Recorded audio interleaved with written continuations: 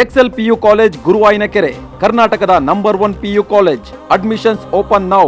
Bidadi township fight, ರೈತರ ಹೋರಾಟಕ್ಕೆ BJP ಸಾಥ್. ಇಂದು ಬಿಡದಿ ಯೋಜನಾ ವ್ಯಾಪ್ತಿ ಗ್ರಾಮಗಳಿಗೆ ನಿಯೋಗ ಭೇಟಿಯನ್ನ ನೀಡೋದಿದೆ. ಬಿಜೆಪಿ ನಿಯೋಗ ಇವತ್ತು ಭೇಟಿ ನೀಡುತ್ತೆ. ಬಿಡದಿನಲ್ಲಿ ಟೌನ್ಶಿಪ್ ಮಾಡ್ತೀವಿ ಅಂತ ಹೊರಟಿದಾರಲ್ಲ, ಆ ವಿಷಯಕ್ಕೆ ಇವತ್ತು ಬಿಜೆಪಿ ಹೋರಾಟಕ್ಕೆ ಬೆಂಬಲವನ್ನು ಕೊಡ್ತಾ ಇದೆ ರೈತರಿಗೆ. ಇಂದು ಬಿಡದಿ ಯೋಜನಾ ವ್ಯಾಪ್ತಿಯ ಗ್ರಾಮಗಳಿಗೆ ಭೇಟಿಯನ್ನು ನೀಡ್ತಾರೆ. ಬೆಳಗ್ಗೆ 11 ಗಂಟೆಗೆ ಬೈರಮಂಗಲ ಗ್ರಾಮಕ್ಕೆ ಬಿಜೆಪಿ ನಿಯೋಗ ಭೇಟಿ ನೀಡುತ್ತೆ. ಬಿಜೆಪಿ ರಾಜ್ಯಾಧ್ಯಕ್ಷ BY ವಿಜಯೇಂದ್ರ, ವಿಧಾನಸಭೆ ವಿಪಕ್ಷ ನಾಯಕ R ಅಶೋಕ್, ವಿಧಾನ ಪರಿಷತ್ ವಿಪಕ್ಷ ನಾಯಕ ಚಲವಾದಿ ನಾರಾಯಣಸ್ವಾಮಿ ನೇತೃತ್ವದ ನಿಯೋಗ ರೈತರ ಜೊತೆ ಚರ್ಚೆ ಮಾಡಿ ಹೋರಾಟಕ್ಕೆ ಸಾಥ್ ನೀಡುತ್ತೆ ನಿಯೋಗ. ಬಳಿಕ ಕೆಂಪಯ್ಯನಪಾಳ್ಯ, ವಡೇರಹಳ್ಳಿ, ಮಂಡಲಹಳ್ಳಿಗೆ ಭೇಟಿಯನ್ನು ನೀಡ್ತಾರೆ. ರೈತರ ಜೊತೆಗೆ ಸಮಾಲೋಚಿಸಿ ಧೈರ್ಯವನ್ನು ತುಂಬತ್ತೆ ಬಿಜೆಪಿ ನಿಯೋಗ. ಏನು ಬಿಡದಿನಲ್ಲಿ ಟೌನ್ಶಿಪ್ ಮಾಡ್ತೀನಿ ಅಂತ ಹೇಳ್ತಾ ಇದ್ದಾರೆ, ಆ ನಿಯೋಗದ ಜೊತೆ ಮಾತುಕತೆ ಇವತ್ತು. ಯಾರ್ದು? ಬಿಜೆಪಿ ನಿಯೋಗ ಈಗ ಭೇಟಿಯನ್ನು ಕೊಟ್ಟು ಅವ್ರನ್ನ ಮಾತುಕತೆ ಆಡ್ತಾರೆ. ಹೆಚ್ಚಿನ ಮಾಹಿತಿ ನೀಡ್ತಾರೆ ನಮ್ಮ ಪ್ರತಿನಿಧಿ ಮೋಹನ್. ದೂರವಾಣಿ ಸಂಪರ್ಕಕ್ಕೆ ಸಿಕ್ಕಿದ್ದಾರೆ. ಮೋಹನ್, ಬೆಳಗ್ಗೆ 11 ಗಂಟೆಗೆ ಬಿಜೆಪಿ ನಿಯೋಗ ಇವತ್ತು ಭೇಟಿ ನೀಡ್ತಾ ಇದೆ ಬಿಡದಿ ಟೌನ್ಶಿಪ್ ವಿಚಾರಕ್ಕೆ ಸಂಬಂಧಪಟ್ಟಂತೆ. ಏನೆಲ್ಲ ನಿರೀಕ್ಷಿಸಬಹುದು ನಾವು ಇದರಿಂದ? ಖಂಡಿತ ಮಧುಸೂದನ್, ಬಿಡದಿ ಟೌನ್ಶಿಪ್ ಅನ್ನ ವಿರೋಧಿಸಿ ಈಗಾಗಲೇ ಪರ ವಿರೋಧ ಚರ್ಚೆ ಕೂಡ ಸಾಕಷ್ಟು ತಾರಕಕ್ಕೆ ಇರ್ತಕ್ಕಂಥದ್ದು. ಹೀಗಾಗಿ ಈ ಹಿಂದೆನೂ ಕೂಡ ನಿಖಿಲ್ ಕುಮಾರಸ್ವಾಮಿ ಅವರು ಕೂಡ ಬಂದು ರೈತರಿಗೆ ಬೆಂಬಲವನ್ನ ನೀಡೋ ಮೂಲಕ ಟೌನ್ಶಿಪ್ ಅನ್ನ ಕೈ ಬಿಡ್ಬೇಕು ಅನ್ನೋ ಒಂದು ನಿಟ್ಟಿನಲ್ಲಿ ಈಗಾಗಲೇ ಪ್ರತಿಭಟನೆಯನ್ನು ಕೂಡ ಮಾಡಿರ್ತಕ್ಕಂಥದ್ದು, ಪತ್ರಿಕಾಗೋಷ್ಠಿಗಳನ್ನ ಕೂಡ ಮಾಡಿದ್ದಾರೆ.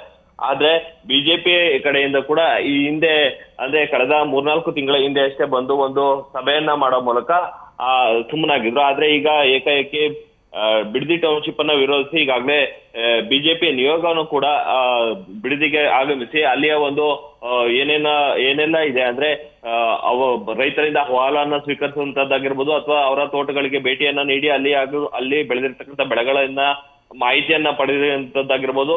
ಹಾಗೆ ಅಲ್ಲಿಗೆ ಬಿಡದಿಗೆ ಟೌನ್ಶಿಪ್ ಅನ್ನ ಮಾಡುವಂತ ಸಂದರ್ಭದಲ್ಲಿ ಏನೆಲ್ಲ ತೊಂದರೆಗಳಾಗುತ್ತೆ ಅನ್ನೋದ್ರ ಬಗ್ಗೆ ಮಾಹಿತಿಯನ್ನ ಕಲೆ ಹಾಕಿ ಈ ಒಂದು ನಿಯೋಗದಿಂದ ಸದ್ಯ ಬಿಜೆಪಿಯಿಂದ ಕೂಡ ಸಾಕಷ್ಟು ಒಂದು ಮಾಹಿತಿಯನ್ನ ಕೂಡ ಕಲೆ ಹಾಕುವಂತ ಕೆಲಸವನ್ನ ಕೂಡ ಮಾಡ್ತಿರ್ತಕ್ಕಂಥದ್ದು. ಹೀಗಾಗಿ ವಿಪಕ್ಷ ನಾಯಕರಾದಂತಹ R ಅಶೋಕ್ ಅವರು, ಹಾಗೆ ವಿಧಾನ ಪರಿಷತ್ನ ನಾಯಕರಾದಂತಹ ಚಲವಾದಿ ನಾರಾಯಣಸ್ವಾಮಿ, ಹಾಗೆ ಮಾಜಿ DCM ಆದಂತಹ ಅಶ್ವಥ್ ನಾರಾಯಣ ಅವರು ಕೂಡ ಈ ಒಂದು ನಿಯೋಗದಲ್ಲಿ ಇದ್ದಾರೆ. ಹೀಗಾಗಿ ಸದ್ಯ ಅವರೆಲ್ಲರೂ ಕೂಡ ಈ ಒಂದು ಗ್ರಾಮಗಳಿಗೆ ಅಂದ್ರೆ ಕೆಂಪಯ್ಯನಪಾಳ್ಯ, ವಡೇರಹಳ್ಳಿ, ಮಂಡಲಹಳ್ಳಿ ಈ 3 ಗ್ರಾಮಗಳು ಏನಿದಾವೆ ಇವು ಈಗಾಗಲೇ ಸರ್ಕಾರದಿಂದ ಕೂಡ ಅಧಿಸೂಚನೆಯನ್ನ ಆಗಿರ್ತಕ್ಕಂಥದ್ದು. ಹೀಗಾಗಿ 518 ಎಕರೆ ಅಧಿಸೂಚನೆ ಏನಾಗಿದೆ, ಇದರಿಂದ ಸಾಕಷ್ಟು ಅಂದ್ರೆ 784 ರೈತರು ಕೂಡ ಈ ಒಂದು ಅಧಿಸೂಚನೆಯಲ್ಲಿ ಇರ್ತಕ್ಕಂಥದ್ದು. ಹೀಗಾಗಿ ಆ ಒಂದು ಅಧಿಸೂಚನೆಯನ್ನ ಕಾಂಗ್ರೆಸ್ ಸರ್ಕಾರ ಕೈ ಬಿಡಬೇಕು, ಇಲ್ಲ ಅಂತಂದ್ರೆ ಇನ್ನು ದೊಡ್ಡ ಮಟ್ಟದ ಹೋರಾಟವನ್ನ ಮಾಡ್ಲಿಕ್ಕೆ ಈಗಾಗಲೇ ಬಿಜೆಪಿ ಕೂಡ ಪ್ಲಾನ್ ಅನ್ನ ಮಾಡ್ಕೊಂಡಿರ್ತಕ್ಕಂಥದ್ದು.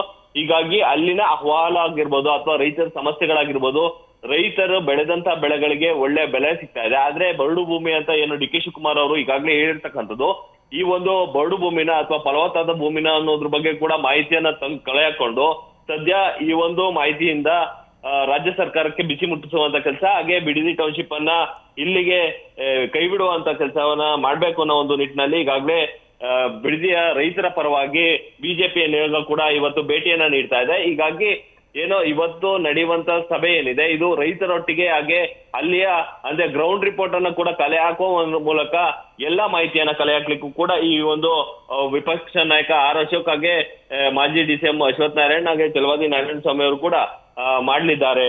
ಮಧುಸೂದನ್, ಧನ್ಯವಾದ ಮೋಹನ್ ನಿಮ್ಮ ಮಾಹಿತಿಗೆ. ನ್ಯೂಸ್ ಫಸ್ಟ್, ನಿರ್ಭೀತಿಯಿಂದ ನಿಮ್ಮ ಪರವಾಗಿ.